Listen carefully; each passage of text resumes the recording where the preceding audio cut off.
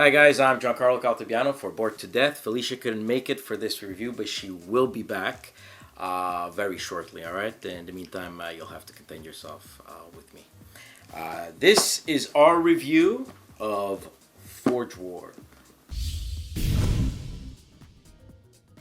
In Forge War, players are leaders of an adventuring guild. Each player will have their player mat on the standard side.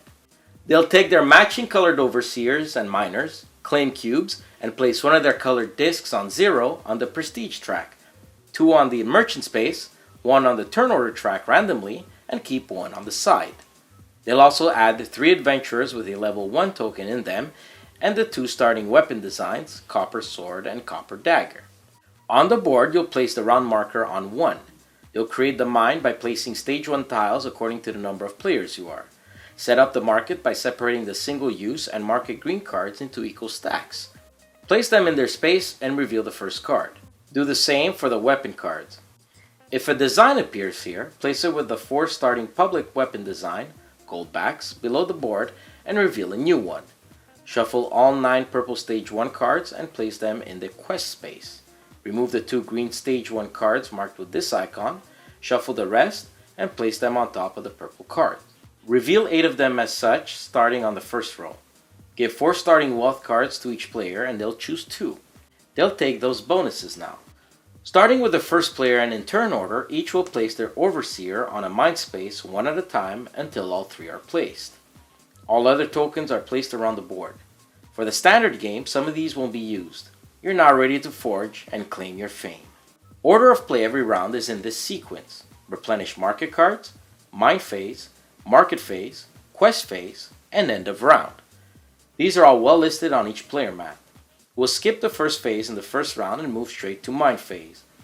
In player order, each player will move one of their overseer.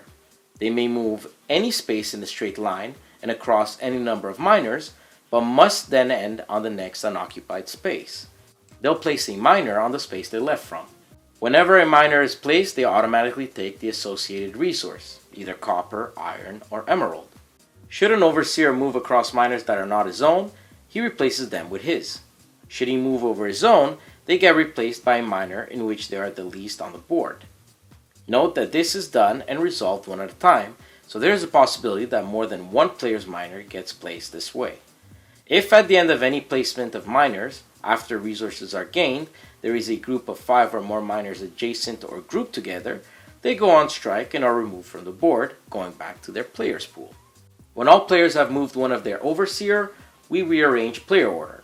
The player with the least miner moves his disc to first player, second lowest second, and so on. The first player, prior to rearranging, and only the first player, may choose to move an overseer a second time. However, this will automatically place him last on the turn order track. We then move on to the market phase. Starting with the now new turn order, each player will place their disc on one of the available spaces. Closed smaller circle spaces means only one player can go there, while larger semicircles can have more than one player there. The number here simply means which space are available according to the number of players. Placing your disc here will allow you to buy a unique weapon by paying its cost in green. Take it and place it below your player mat in the weapon section.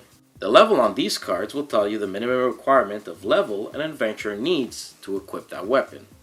This number will tell you the power value a weapon has, and these are the required minerals needed to craft it. Placing your disc here will allow you to buy a face-up bonus card for this side, or a single-use card on this side. Cost again listed in the green icon. Face-up cards include permanent effects, or once per turn effects.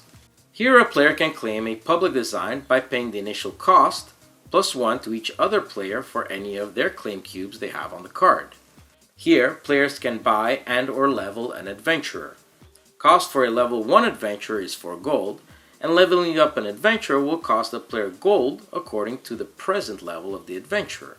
A max level for an adventurer is 4. Here, you'll move an adventurer cube 1 step for one of your quests. We'll get into this soon. Lastly, a player may pass to gain 1 gold. When done the market phase, we go to the quest phase. This phase is broken down into 3 steps. During acquisitions, again in player order, you may acquire a quest while paying its cost. These are listed here on the board. When a player acquires a quest, he'll place it on the right side of his player board and put a quest cube on the first step of the first row. These rows are called legs.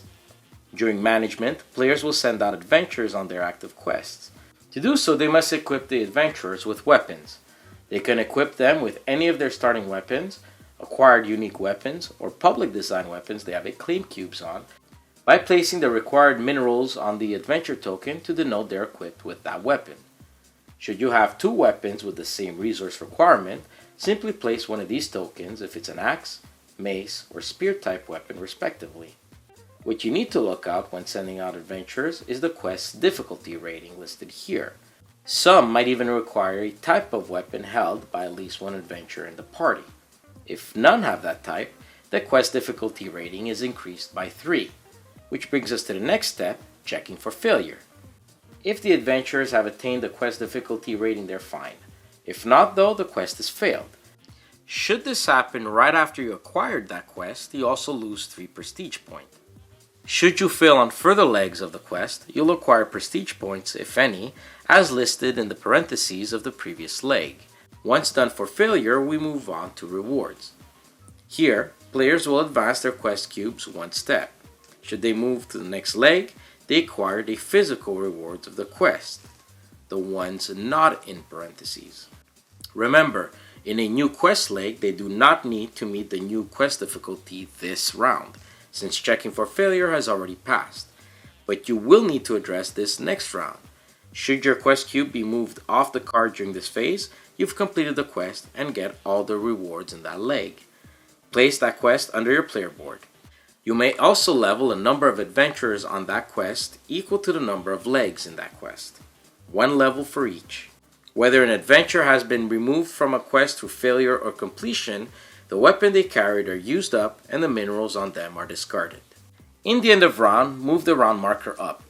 Remove certain number of quests from the first slots depending on the number of players you are. The first slot in a 4-player game, the first 2 slots for 3 players, and the first 3 for 2 players. Then, going back to replenish market and quest cards at the beginning of each round, slide the quests in to fill the first available slots and reveal new ones to fill in the rest. Discard all top market cards that haven't been bought and flip over the new ones. By the 7th round, quests will be purple and all one-shots, and there won't be any cards in the market area. Instead, players can buy endgame bonuses by playing their action discs in the space, paying the cost, and placing a claims cube on it. At the end of the round, the blacksmith space will give 2 prestige for each unique weapon that player owns, and 1 for each public ones they claim. Top left bazaar will give 1 prestige for each completed quest. Top right, 1 prestige for each adventurer employed. Bottom left is 2 prestige for each permanent market bonus owned. Bottom right is 1 prestige for each leftover resource you have. And bottom right is 1 prestige for each leftover resources you have. All players will then add 1 prestige per level adventures they have, and an extra 1 for level 4s. Add market cards prestige, sell your leftover resources, and you'll get 1 prestige for every 4 gold you have. The player with the most points wins. Before giving our critique, I'd like to start off by saying the game does come with an epic version, which is played over 3 acts of 6 rounds each. They include gray, red, and other purple cards for both markets and quests. Also, adventurers' titles are given when one reaches level 4, and these provide different bonuses from types of weapons they wield or count as to providing bonuses to other adventurers. The game also will include new minerals from mithril and rubies and diamonds and other minerals. Couple that with different game modes from solo to adding bonus tile in each act, and you have our first pro point, replay value. As you can tell, the game offers lots of immediate tactics to long-term strategy in planning out and managing your quests and adventurers. The mechanics from worker placement blocking in the market phase, turn order importance from being first for market and quest choice, and the original mine movement system offers nice, subtle player interaction. The planning aspects through the game can pose some serious analysis paralysis moments in the game, and in the epic version this does make the game long, even though the round itself does play quite well. I think that's one of the cons we felt this game has, timing. In the standard game it was too short, and in the epic game it felt just a little too long. Maybe 3 acts of 5 rounds instead of 6 would have alleviated this. But it is a very good game, and it still did very much hold every player's interest right up until the end. We love the fact that luck might only arise from either quest or market cards, yet your movement in the mines can mitigate this by going first and snatching that card before other players. And even then, should you not get that card, they are all pretty balanced that there isn't a best way strategy to this game. It is very well balanced with many avenues for victory. Rulebook is written well enough, and turn order even include page reference on the player mat that makes the learning curve a lot easier. The components are really good and numerous, but I just wish the artwork would have popped more. It seemed to me that I kind of got lost and it was blended too much with the choice of colors. It kind of felt muted for me, but definitely at no detriment to the game, so half a point. All in all, Forge War is a game that will remain in my collection. You have a good 4 hours devoted to playing, like resource management, worker placement, and planning ahead, definitely check out Forge War. It gets an 8.5 out of 10.